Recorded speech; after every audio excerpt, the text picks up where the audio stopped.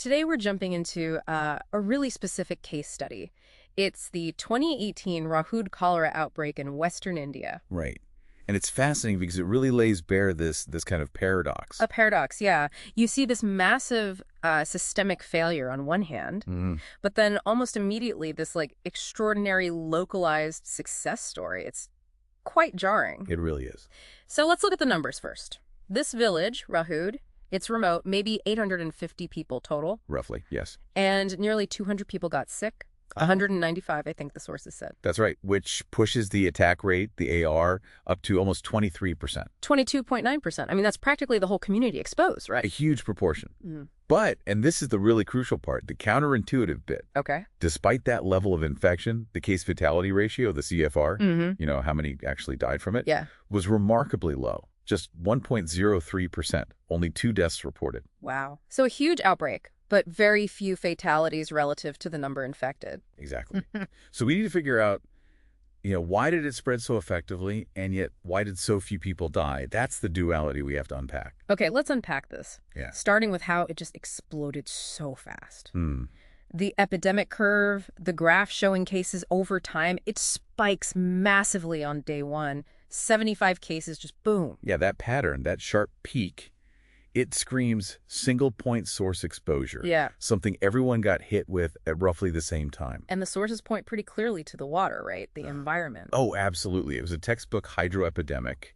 You had this village relying on one main water source, an open well. An open well. And critically, it was situated downhill. Downhill from what? From fields people were using for open defecation. And also, there was a drainage channel really close, like within 10 meters. Oh, no. So when the heavy monsoon rains hit, which they did, well, you can imagine. Everything just washes straight down. Precisely.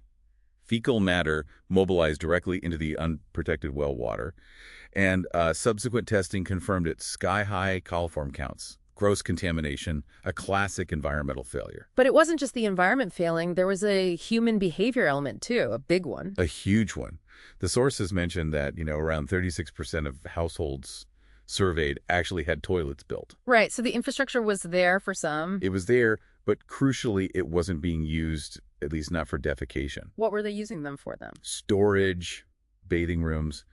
Basically anything but their intended purpose. So the practice of open defecation just continued widespread. Which means the contamination source uphill from the well was constantly being recharged, ready for the next flood. Exactly. So you have this environmental vulnerability compounded by a persistent behavioral pattern. Okay, so the system failed, people's habits failed. But then there's the bug itself. The sources say the pathogen was also kind of tricky. Yes. Here's where it gets really interesting. Because the Vibrio cholerae involved wasn't straightforward. It was cholera, O1 Ogawa biotype, right? It was, but a specific variant, an altered L-Tor variant, or AET. Altered L-Tor. What does that mean in practice? It means it's sneaky, diagnostically speaking. This AET strain has picked up some traits from the older, so-called classical biotype of cholera. Okay. Things like being sensitive to polymyxin B, being non-hemolytic.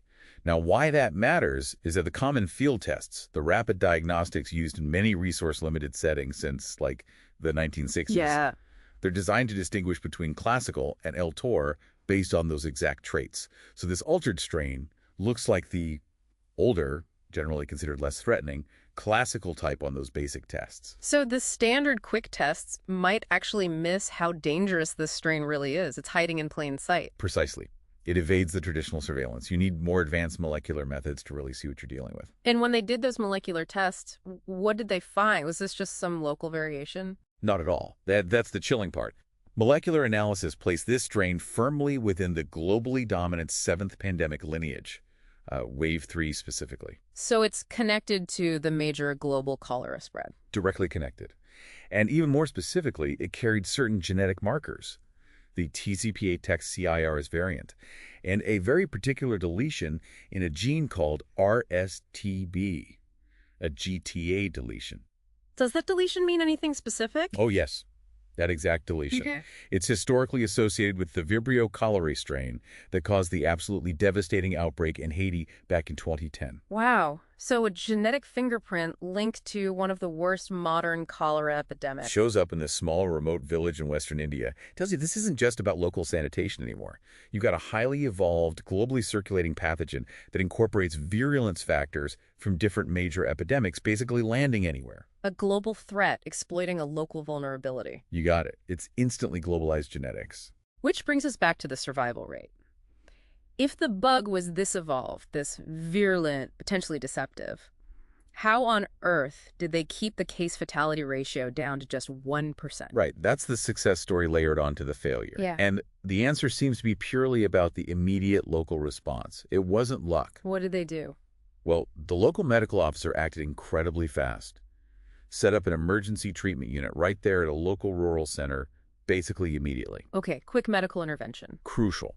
But the real heroes, highlighted in the sources, are the AHA workers. These are the local community health workers. Right, accredited social health activists. Yes, and the descriptions are vivid. They were literally wading through waist-deep water, mud, and slush. During the flood. During the flood, going door to door, delivering oral rehydration salts, providing basic care, identifying and registering new cases, their local knowledge, their trust within the community, and sheer dedication. That's what saved lives on the ground. So a stark contrast. Higher-level system failures, both environmental and behavioral. But boots on the ground, localized, immediate action made the difference between life and death for many. Absolutely. It demonstrates the power of a rapid, community-based response, even when infrastructure fails. So what does this all mean? What are the big takeaways from Rahud for, global health strategy moving forward? I think Rahud is a really potent microcosm. It tells us lasting control needs, well, at least 3 things working together. Okay, number 1. First, you obviously need sustained investment in water security. Safe, reliable sources, piped water, ideally, not just open wells vulnerable to contamination. That's fundamental. Right, infrastructure. Second, though, infrastructure isn't enough. You need effective, culturally sensitive behavioral change programs. People need to consistently use sanitation facilities.